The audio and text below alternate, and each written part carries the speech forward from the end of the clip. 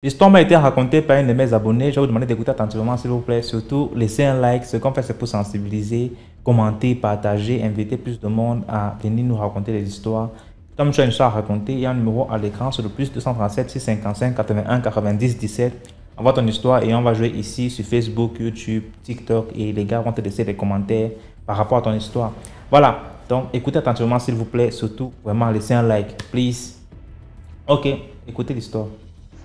Allô, bonjour la famille DMG. J'espère que tout le monde se porte bien. Et je viens aujourd'hui vous raconter, faire genre un témoignage quoi. Un témoignage et faire comprendre à la team que vraiment les histoires qu'on raconte ici sont des histoires vraies. Et vraiment vraies.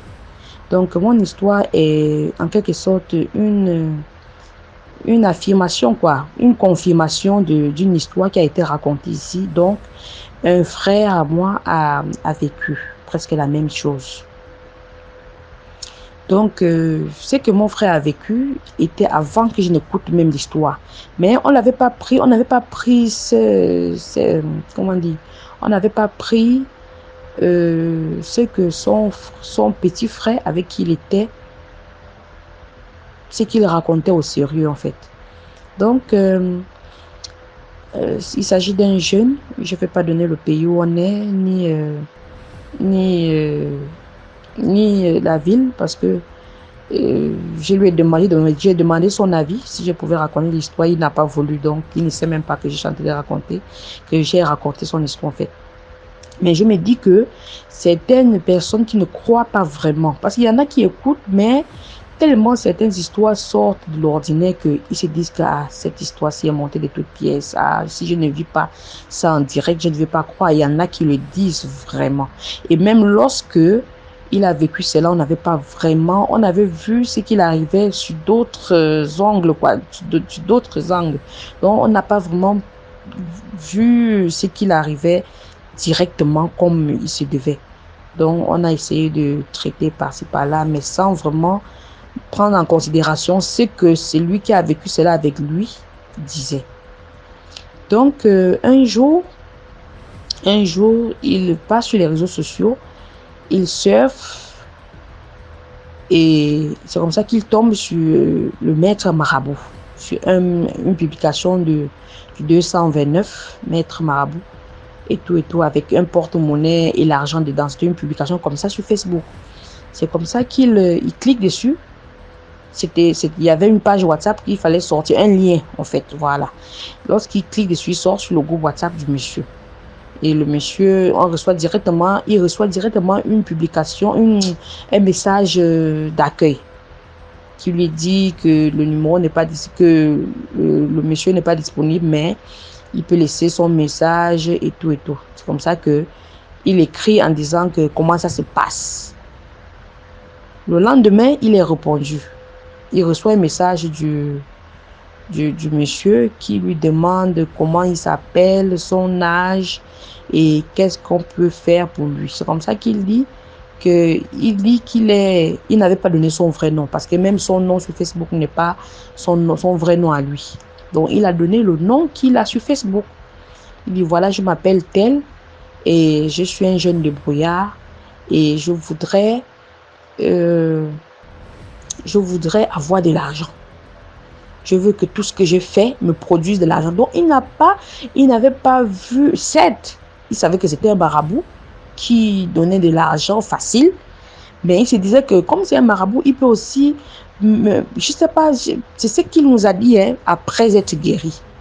Bon, laissons le côté là, on avance. Il avait écrit tout cela, il a envoyé au marabout. Et lorsqu'il écrivait tout ça, il était avec son petit frère. Et son petit frère en question est plus grand et physiquement plus baraqué que lui. C'est comme ça que il envoie son message. Le monsieur lui dit, ok, il n'y a pas de souci. Voilà comment ça marche. Je vais t'envoyer de l'argent. Tu vas retirer à la banque. C'est ce que le monsieur lui avait dit. Tu vas retirer un billet il avait dit $2 ou $1, je ne sais plus trop. Tu vas retirer ça. Tu vas à Express Union, à Western Union.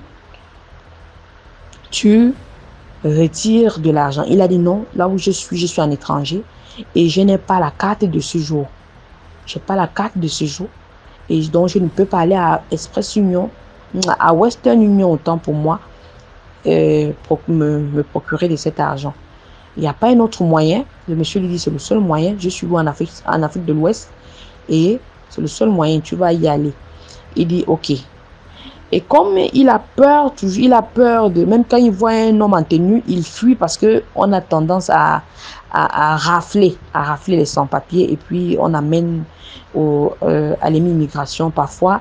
Quand l'opération est vraiment lancée, ils sont même rapatriés, donc il avait peur d'y aller, d'autant plus qu'il n'avait pas d'argent. Ici, il part pour vouloir se procurer. Donc, comme ça concerne de l'argent, il avait peur d'aller et créer lui-même ses propres problèmes. C'est comme ça que 2 jours après, le monsieur l'appelle. Tu as déjà retiré? Il dit non. Il dit mais pourquoi? Il dit je vous avais dit que je n'avais pas les papiers. Si vous ne pouvez pas envoyer ça par une autre banque où on accepte les passeports ou l'acte de naissance. Le monsieur a dit mais vous prenez pour qui? Je vous dis d'aller. Allez-y et dites que vous êtes là de la part de tel. On va vous donner cet argent.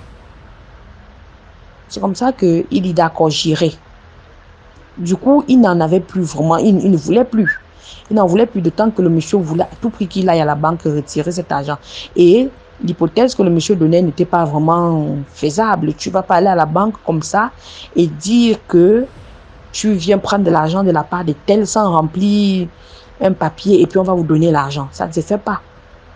Et son frère aussi lui a dit que ça ne se fait pas. Peut-être le monsieur sait qui, comme le monsieur sait qu'il n'a pas de papiers, une fois sur place, le monsieur veut comme ça qu'on l'attrape et tout. C'est comme ça qu'ils ont abandonné. Ce sont des jeunes de moins de 25 ans. C'est comme ça qu'il a abandonné l'idée.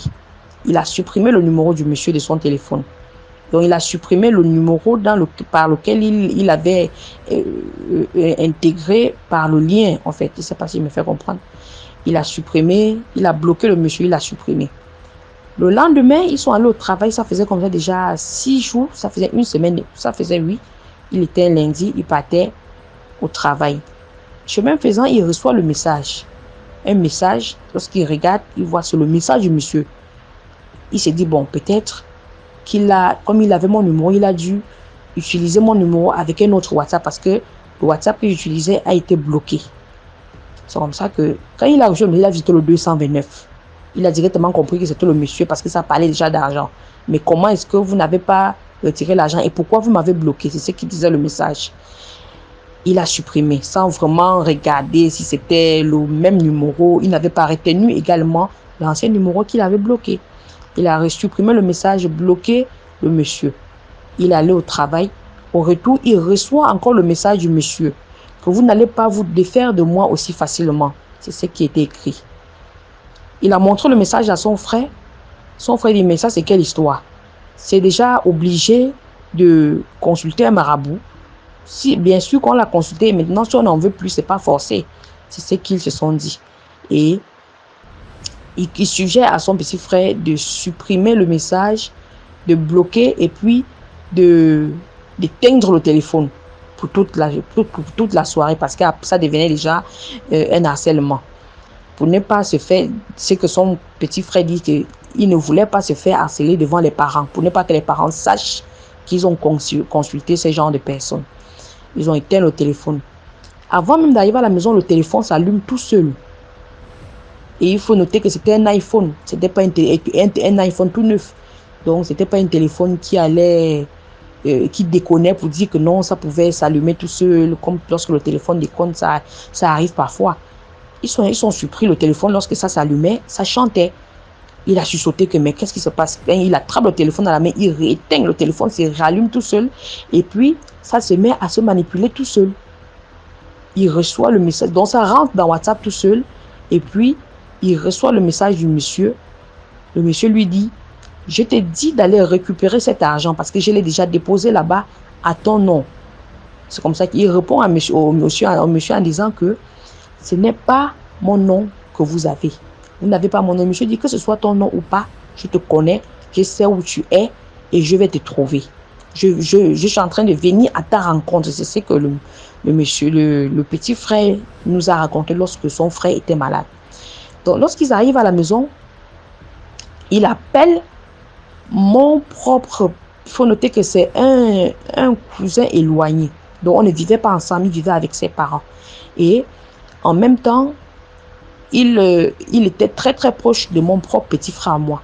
Donc, lorsqu'il était disponible, il appelait mon petit frère et il partait à sa rencontre chez eux. Ils traînaient un peu ensemble, ils surfaient ensemble, ils faisaient les TikTok un peu ensemble. Donc, c'est comme ça qu'il appelle mon frère. Mon frère va chez lui, il était aux environs de 17 heures. Quand il arrive, ils ont passé la soirée, ils ont papoté. Et il ne lui a pas raconté ces mésaventures. Ils ont papoté, ils ont joué, ils ont fait les vidéos TikTok avec mon petit frère à moi. Et ils ont posté. La nuit, et ce jour-là, mon petit frère est rentré vers les 20h30. C'est vers les 23h minuit que la maman de ce cousin nous appelle. Elle appelle plutôt mon petit frère, il était dans sa chambre. Il lui demande, mais de quoi as-tu parlé avec ton frère et qu'est-ce que vous faisiez aujourd'hui au point où, voilà qu'à l'heure qu'il est, ton frère devient seulement fou. Il dit, mais ça ce sont la phrase, le message WhatsApp qu'il a reçu. Il dit, mais fou comment? La maman dit qu'effectivement, il est fou. La voix que tu entends là, c'est lui qui est en train de crier dans toute la maison. Depuis que tu es parti, 30 minutes à peine, il a commencé à faire cette scène. On s'est dit que non, il continuait dans ses délits de vidéos, de TikTok et tout. Mais sauf qu'il faisait ça sans enclencher la vidéo. Il manipulait le téléphone, il criait et tout. Il a même fracassé l'iPhone qu'il avait en criant que non, il y a les démons dedans. Il y a le mauvais esprit qui est sorti du téléphone. Il a tué plus de 3 poulets. Le papa de ce petit-là faisait dans l'élevage. Il a tué les 3 poules et il a cassé tous les œufs du poulailler. Et il veut aller dans la porcherie. Il est presque minuit. On ne fait que l'attraper. On n'arrive pas. Il a la force de plus de 20 personnes. Alors que c'est un jeune pas vraiment baraqué, mais on arrivait, même son petit frère qui est plus musclé et fort que lui n'arrivait pas à l'attraper. Et le papa a mélangé. La maman, elle ne voulait plus. Quand elle touchait, elle recevait des coups d'or. Elle a laissé, ils ont fini par l'attacher. Toute la nuit, on a parlé. Elle disait que voilà, il a encore entamé telle phrase. Elle enregistrait les voix qu'il sortait. Parfois, il parlait, c'était même pas sa voix et tout. Quand j'ai écouté, c'est comme ça que mon petit cogne ma porte, je me réveille. Et puis, je demande que, mais qu'est-ce qui ne va pas? Mais elle me réexplique. Je dis, mais c'est... Lorsqu'on raccroche, je demande à mon petit, mais de quoi vous avez parlé? Il me dit, non, on a passé la journée à chanter, à danser, à faire des petits sketchs. Et puis, c'est tout. Comme d'habitude, depuis plus d'un an, c'est ce qu'on fait. Et je ne sais pas. Et puis, on parlait de notre futur et tout et tout. Le lendemain matin, très tôt, à 6 heures, c'est comme ça que mon petit frère va vers eux. J'ai dit, avance-toi, moi je vais arriver peut-être après. C'est comme ça que il avance. Il est parti. Une fois sur place, il a expliqué tout ce qui s'est passé en journée. Comment ils ont fait en soirée, autant pour moi. Comment ils ont joué, ce qu'ils ont fait. Toutes les vidéos qu'ils ont postées et tout. Il a montré à sa maman. Il dit, voilà tout. Voilà nos ambitions, il a tout expliqué, même certains petits trucs qu'ils avaient l'habitude de parler en cachette et tout entre eux, concernant des filles, ou bien le boulot et tout, il a tout exposé, voilà. Il n'y a rien de mal à ça, nous ne fréquentons rien du tout. C'est là que le petit frère, même du garçon qui est malade, raconte cette histoire sur Facebook. Voilà, tel jour, tel et moi, nous avons consulté un maître marabout qu'on avait vu sur Facebook qui avait présenté un porte-monnaie avec plein d'argent à l'intérieur. Et entre-temps, on ne voulait plus. Voilà, il explique tout, comment ça s'est passé sur WhatsApp et tout. On l'a bloqué, voilà. La maman demande, est-ce que vous avez retiré l'argent dont le monsieur vous parlait? Il dit non. On ne le connaît même pas. Je merci, il est en Afrique de l'Ouest. On ne le connaît pas. Ce n'est que sur WhatsApp qu'on a parlé. La maman dit, ok. Et on n'a pas vraiment pris ça en considération, quoi. On s'est dit que bon, il délirait. Et j'ai même sauté. Avant ça, avant d'arriver à la maison, ils avaient croisé l'un des amis de leur papa qui avait pris la moto. Qui avait emprunté la moto de leur papa. Et il leur a demandé s'ils pouvaient ramener ça à la maison. Ils ont dit oui. Le petit frère a dit, tu dis oui alors que papa t'avait dit que tu n'as pas le permis, tu ne dois pas construire. Il a dit, en tout cas, nous sommes au quartier. C'est pas comme si je voulais conduire ça sur l'autoroute. Donc, c'est juste pour conduire au quartier. C'est comme ça, il est monté, le petit frère est monté derrière. Avant d'arriver même à la maison, ils avaient fait un accident, mais léger, quoi. Ils sont juste tombés dans le caniveau et il avait une égratignure. Donc, dans sa folie, dans son délit, il avait une blessure, une écorchure au tibia et sur le poignet, derrière le coude. Et puis, je me suis demandé, ce n'est pas peut-être le tétanos qui lui fait délirer. On a fait toutes sortes de recherches dans Google et tout. Donc, nos inquiétudes étaient plutôt du côté du tétanos, sur l'accident. Il n'a pas peut-être eu un traumatisme crânien. Peut-être c'est par là et tout. Mais sans tout ce que son petit frère racontait, on n'avait jamais pris ça en considération. On a souffert avec le petit. Le lendemain, très tôt, quand mon petit frère allait et ils ont fini de parler, j'ai appelé sa maman, j'ai dit, amenez-le directement à l'hôpital où on soigne les fous. Ils sont allés, ils étaient en grève, ils sont allés à l'hôpital militaire. Ils ont dit aussi qu'ils étaient en grève. Et ils ont fait une lettre de transfert. Ils devaient présenter ça à l'hôpital de Fou pour qu'on on lui prenne en charge assez rapidement. C'est comme ça qu'ils sont allés.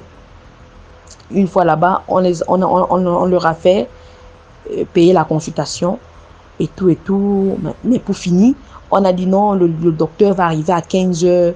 Toute la journée, on a passé toute la journée là-bas. L'enfant avait tellement, il était déshydraté. Il refusait de manger. Il bagarrait, il transpirait, il refusait de boire de l'eau et tout. Il faisait à un certain moment, il tombait dans les pommes, il bavardait, il criait, il tapait sur tout le monde, il voulait fuir. Donc, toute la journée, il n'y avait plus les frères, les cousins, mon propre petit frère qui est assez musclé, qui ne faisait que l'attraper, il n'y avait pas moyen.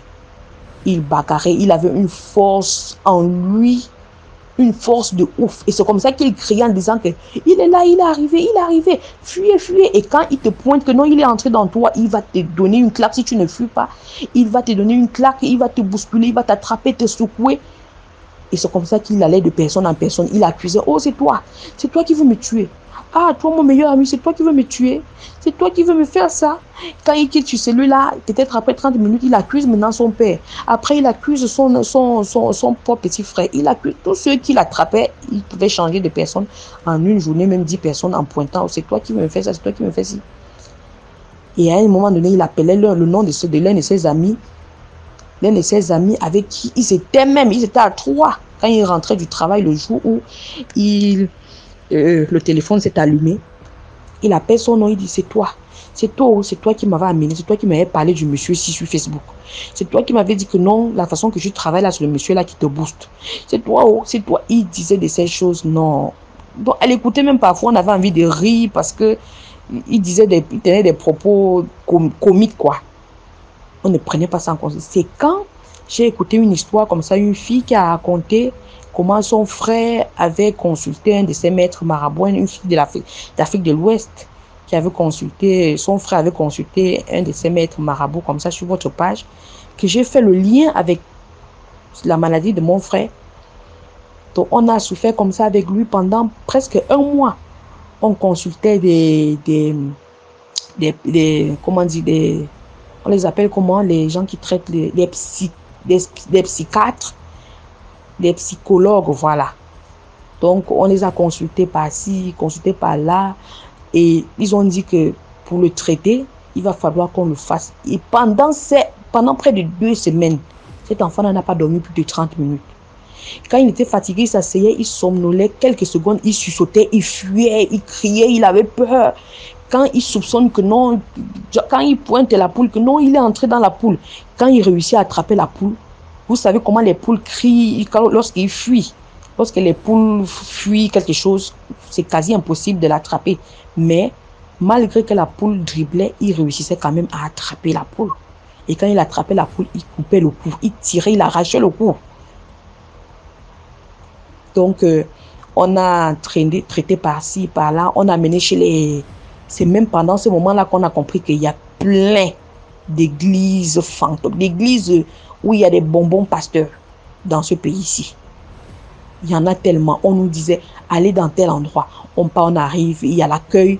On paye 30 000 pour rencontrer on les appelle comment? À l'église, il y a les pasteurs. Et puis, il y a ceux qui sont au-dessus des pasteurs là. Ils sont un peu comme les exorcistes. À notre grande surprise, on est allé dans une église très, très réputée, très, très renommée, où les miracles se font tous les jours. On arrive, on nous dit payer tel montant, on a payé. Le pasteur va arriver tel jour, à telle heure. On attend, on a les louanges, on chante, on danse. Jusqu'à ce que lorsque cet homme-là arrive, il se met à prier, il évangélise et tout. Après, les délivrances commencent. Il pointe la maman, il dit, toi, tu es venu parce que tu as tel problème au genou et c'est mystique. C'est ton voisin qui t'avait lancé ça, tu avais piétiné et depuis ce temps, elle dit oui, on a toujours forcément quelque chose en nous qui nous dérange. Donc, je ne sais pas si c'est par coïncidence qu'il arrive à détecter ces genres de choses et qui tombent par coïncidence, c'est que c'est net. Certes, elle avait de temps en temps mal au genou et tout. Elle a dit oui, j'ai mal au genou, mais ce n'est pas aussi grave que ça. Donc, elle ne voulait pas, elle voulait laisser le pasteur lui-même détecter la raison pour laquelle ils sont. Et déjà, on a posé les questions à l'accueil, là où on a payé les 30 000. Et ils ont posé les questions, on a énuméré comment ça a commencé, comment la folie de l'enfant a commencé et tout. Et voilà. On s'attend à ce qu'il arrive sur l'enfant, il laisse la maman, il entame sur le papa. Oh, tu as parfois les démangeaisons sur le coude et tout et tout. Le papa se pose la question, mais qu'est-ce que ça y voit? Il parle. Il laisse l'enfant, il part dans un autre groupe de malades. Pendant 2 jours, il n'a pas pointé l'enfant du doigt pour dire non, toi, amenez-le pour qu'on soigne. Rien, il n'a pas touché l'enfant. Pour finir, c'est lui à qui on avait donné les 30 000, le papa voulait même son argent. Le monsieur dit non, ça dépend, vous devez venir plusieurs fois. C'est quand l'esprit va lui dire d'appeler l'enfant qu'il va appeler l'enfant. Il ne peut pas appeler l'enfant comme ça tant que l'esprit ne l'a pas recommandé. Parce que lorsqu'il appelle l'enfant, lorsqu'il impose les mains, c'est l'esprit qui impose les mains. Ce n'est pas le pasteur qui agit et tout et tout. Ils ont dit ok, ils sont sortis. Donc, on a ramené l'enfant à l'hôpital des Fous.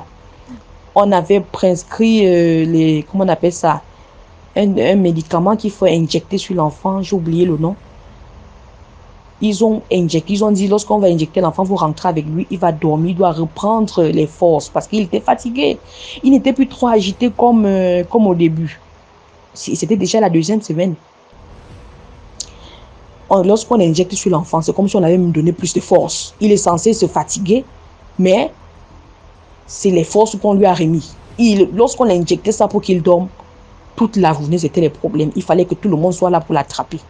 Parfois, il s'échappait, il s'enfuyait. On le cherchait partout. Parfois, on le trouvait dans les champs. On le trouvait parfois au marché, en train de ramasser, en train de fouiller la poubelle.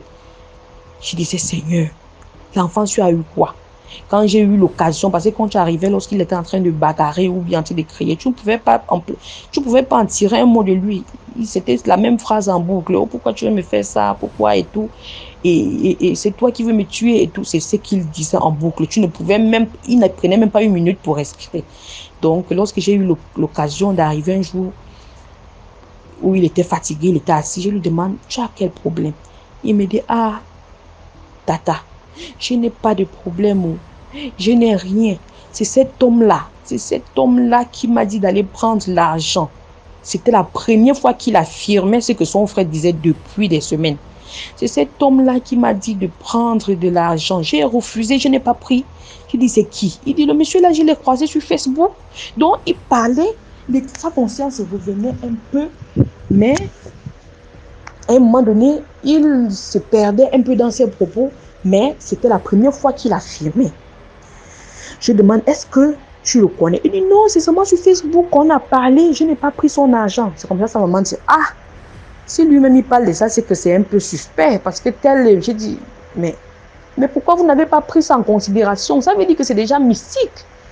Et depuis, vous êtes chez les pasteurs, vous êtes catholiques. Pourquoi est-ce que vous ne faites pas confiance aussi aux prêtres? Sa maman dit, ah, on dit souvent qu'il y a les prêtres exorcistes et les prêtres qui ne prient pas sur les malades. Il dit non, allez quand même en parler à un prêtre. C'est comme ça qu'ils sont allés chez le prêtre. Il y avait une église nette en face de chez eux. Mais Ils partaient plutôt à des kilomètres dans les églises éveillées et tout. C'est comme ça qu'ils sont allés rencontrer celui qui était... Le prêtre ne vivait pas là. C'était une église détachée qui était dans les bas quartiers. Ils sont allés rencontrer celui qui veillait sur l'église. Ils lui ont posé le problème. Ils ont dit, voilà, dimanche, le prêtre sera là et on va poser le problème. On va aller à la rencontre du prêtre après la messe. Donc, venez dimanche. Le dimanche venu, ils sont allés rencontrer le prêtre. Le prêtre a dit, ok, est-ce que vous avez rencontré un psychologue? Ils ont dit oui. Il a dit d'accord. Qu'est-ce qu'il a dit? Apportez-moi son carnet. On a apporté le carnet, il a lu et tout. Il a dit, je vais vous ramener d'abord chez le spécialiste. On va voir si ce n'est pas un problème. Déjà qu'on dit qu'il a eu un accident et tout et tout. Voilà. Le prêtre les a conduits, ils sont allés. Arrivé, avant d'aller même, il a appelé, apparemment il connaissait le psychiatre de cette structure-là. Lorsqu'ils sont arrivés, le psychiatre a demandé les examens, on a dépensé tellement, ils ont fait les examens et tout, et pour finir, il a dit, là, je ne comprends pas, il n'a rien, et pour qu'il puisse parler avec lui, il faudrait qu'il arrête de s'agiter comme ça. Parce que quiconque le touchait, il le bastonnait. Il a demandé à ce qu'on fasse les examens de sang parce qu'un mois avant, il avait eu le paludisme. Il a dit, il y a aussi le palu, il y a le manque de sang qui peut conduire une personne à délirer comme ça. Donc, on a fait les examens, son taux sanguin était normal, il n'avait plus de le paludisme, avait été bien traité et tout. Le pasteur alors dit, ok. Le prêtre alors dit, ok. Donc, rentrons. Ils sont rentrés. Le prêtre leur a demandé d'acheter l'encens et quelques petits trucs qu'il fallait. Et le lendemain, il devait venir. Le lendemain matin, il est arrivé. Il a demandé un plat, un bol. On lui a donné un bol en inox. Il a demandé qu'on aille le laver. On l'a lavé propre. On l'a ramené. Il a fait asseoir au salon. Il a demandé un drap. On a apporté un drap qu'on l'a couvert avec. Il a brûlé l'encens et pendant ce temps, il priait. Il a demandé aux parents de prier également. Ils ont prié et chanté, prié et chanté. Quand il a fini de prier, il a dit laissez-le, il passe se coucher. On a levé le drap. Il n'était plus, même déjà dès le moment où on a brûlé l'encens, il s'était assis tranquillement. Et dans son délit, cet enfant avait toujours sa Bible. Hein. Il ne lâchait plus sa Bible d'une seule minute. Il priait tout le temps. Oh Seigneur, aide-moi, aide-moi. Oh, il est là. C'est comme ça qu'il faisait. C'est comme ça que lorsqu'on a fini de prier, le prêtre a dit, laissez-le qu'il aille dormir. Lève-toi, tu vas te coucher, mon petit. Il allait se coucher pour la première fois après plus d'un mois. Cet enfant s'est couché et il a dormi toute la journée. Il s'est réveillé à 22h. Il a demandé ce qu'on a préparé. Et pour la première fois, il était tellement amaigri. Il ne mangeait pas, il ne buvait pas. Ce n'est que lorsqu'il s'est reposé pendant 2-3 minutes, quand il était tellement fatigué qu'on lui donnait un peu d'eau, il buvait une fois et puis il balançait le reste. Il tapait, il versait. La nourriture, c'était à peine 2 cuillères, il balançait le reste.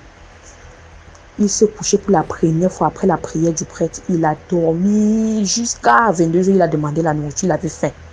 On lui a donné à manger, il a mangé. Et 2 jours après, la maman et le papa de l'enfant se sont chamaillés. L'enfant a encore déliré. Et c'est le monsieur qui était à l'accueil de l'église catholique qui appelle encore le prêtre et lui fait cas. Le prêtre est arrivé, il leur a demandé si vous savez déjà que l'enfant a un problème avec vos discussions et en tout cas tout ce que vous savez que l'enfant n'aime pas, ne le faites pas. Donc, depuis qu'ils ont respecté les consignes du prêtre, l'enfant est normal jusqu'à aujourd'hui. Il a repris son travail, il est normal. Il a oublié, c'est une histoire passée. C'était l'année dernière. Ça fait 1 an que l'histoire s'est passée. L'enfant se porte bien. De temps en temps, on le taquine avec l'histoire que, ton histoire de maître marabout, là, c'était passé comme il dit. Non, c'est une histoire ancienne. Je n'ai même plus envie de parler de ça. C'est une histoire qui m'a traumatisé. Il faisait caca dans les vêtements. Il faisait pipi dans les vêtements. C'était horrible, vraiment. Donc, c'est pour faire comprendre à tous ceux qui voient gagner de l'argent facile n'est pas du tout bien. Dieu lui-même a dit, tu mangeras ton pain à la sueur de ton front. Donc l'argent qui tombe comme ça, genre tu vas ouvrir ton porte-monnaie, tu vas avoir de l'argent. Même si au départ on ne vous donne pas une condition. Sachez qu'il y a des conditions énormes derrière. Il y a des conditions vraiment énormes après un bout de temps. Et tu verras, si quelqu'un a touché à ce genre de choses, vous verrez que vous n'allez plus avoir la paix. Votre sommeil qui est cher, vous ne l'aurez plus. Le sommeil, lorsque vous travaillez à la sueur de votre front jusqu'au soir, lorsque vous vous couchez sur votre lit, vous dormez, vous êtes en paix. Vous avez un sommeil paisible. Ce n'est pas bien. C'est très bien. Donc, il ne faut pas envier les autres, il ne faut pas voir les millions de l'autre. Vous ne savez pas combien il a galéré jusqu'au niveau là. Ne voyez pas au moment où la personne compte les millions, que vous croyez que vous aussi, un matin comme ça, là, vous allez aussi compter les millions. Non. Mettez et le travail paye. Lorsque vous travaillez dur, vous épargnez, vous cotisez, vous serrez le cœur. Il y en a qui travaillent, qui ont de l'argent, mais ils bousillent. Ne mangez pas plus que vous n'en gagnez. Vous ne pouvez pas gagner 1 million et manger 50 000 par semaine. Dépenser 50 000 par semaine. C'est énorme. Essayez d'économiser, d'épargner, de vivre en dessous de vos moyens. Et vous verrez comment vous allez épargner plus et compter aussi le million. Donc, likez, partagez pour que plus de monde puisse comprendre et voir ce qui se passe dans le monde. Être prêt à agir, à tirer des leçons lorsqu'ils sont face à certaines situations. Donc, merci à tout le monde d'avoir écouté et de liker, bien sûr. Merci beaucoup pour l'histoire. Commentez, partagez, likez et surtout abonnez-vous.